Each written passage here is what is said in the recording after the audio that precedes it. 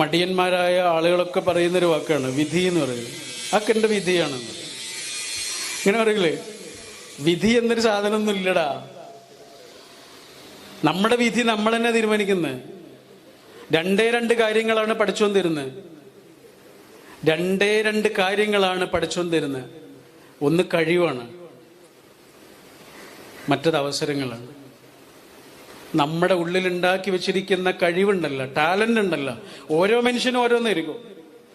ആ ടാലന്റിനനുസരിച്ചുള്ള അവസരങ്ങൾ, ഓപ്പർച്യൂണിറ്റീസ് നമ്മുടെ മുന്നിൽ ഇങ്ങനെ ചെറുതും വലുതുമായി വന്നു നിറയും. ആ അവസരങ്ങളെ കൃത്യമായി ഉപയോഗിക്കുകയും വിനിയോഗിക്കുകയും ചെയ്യുന്ന ആൾക്ക് അയാളുടെ വിധി തീരുമാനിക്കാൻ കഴിയും.